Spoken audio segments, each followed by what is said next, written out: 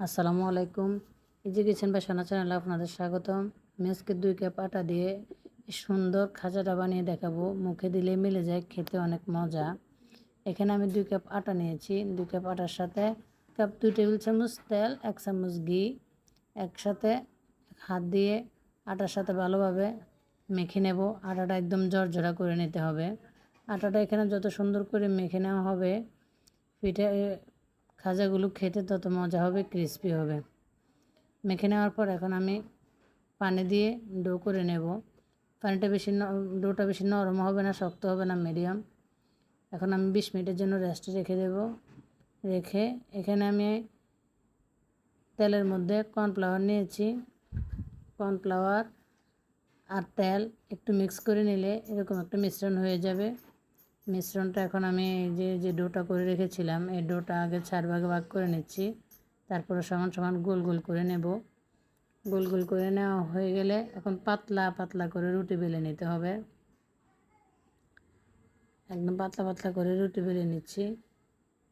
বেলে নেওয়া হয়ে গেলে উপরে যে কর্নফ্লাওয়ার মিশ্রণটা করে রেখেছিলাম, এখন এই মিশ্রণটা দিয়ে দেব। যে দিয়ে উপরে দিয়ে একটু কর্নফ্লাওয়ার ছিটিয়ে দিতে পারবেন, না দিলেও কোনো সমস্যা নাই। এখন আমি আরেকটা রুটি দিয়ে দিয়েছি তার উপরে। এরকমভাবে আমি 4টা লেয়ারে দিয়ে দেব। যে উপরে দিয়ে আবার এটা ছিটিয়ে কর্নফ্লাওয়ার দিয়ে এরকমভাবে আমি 4টা লেয়ার দিয়ে দিয়েছি। এখন রোল করে নেব। হাত দিয়ে চেপে চেপে ভালোভাবে রোল করে নেবেন। রোল করে নেওয়ার সময় এখন এখানে ভালোভাবে পানি দিয়ে রোল করে নিতে হবে। হালকাভাবে করলে তেলে ভেজে নেওয়ার সময় খুলে আসবে। আমারটা কিন্তু একটু হালকা হয়েছে, আপনারা ভালোভাবে সিল করে নেবেন। মাঝখানেরগুলো খুলবে না, 2 পাশের যে রোলগুলো আছে এগুলো একটু খুলে যাবে, এগুলো পানি ভালো করে না দিলে। দেখেন কি সুন্দর লেয়ারগুলো বোঝা যাচ্ছে ভিতরে। এখন একটা নিয়ে হাত দিয়ে এভাবে আলতো করে চেপে বেলনি দিয়ে একটা বেলা দিয়ে দেব, নয়তো বেশি ফুলে খুলে যাবে। এই যে এখন এভাবে একটু বেলে নেব। এরকমভাবে আমি সবগুলো করে নেব।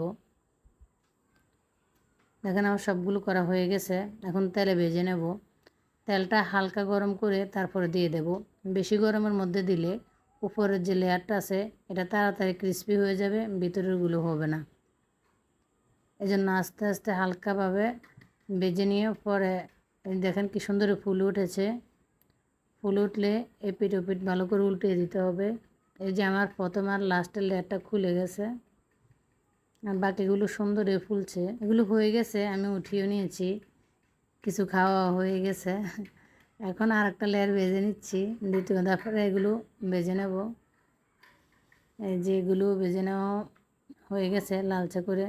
আমি এখানে শিরা করে নিয়েছি 2 কাপ চিনি, 1 কাপ পানি দিয়ে। এই যে আমার শিরাটা একটু লালচে হয়েছে, চিনিগুলো লাল ছিল এই জন্য লাল চিনি। এখানে ঠান্ডা শিরা, পিঠাও ঠান্ডা হওয়ার পর দিতে হবে, গরম গরম দিলে মশমশা থাকবে না, নরম হয়ে যাবে। যেভাবে একটা দিব, 8-10 সেকেন্ড রেখে উঠিয়ে নেব। এরকমভাবে আমি সবগুলো করে নেব। দেখেন কি সুন্দর হয়েছে, ভিতরের লেয়ারগুলো কি সুন্দর বোঝা যাচ্ছে, একদম মচমচা হয়েছে।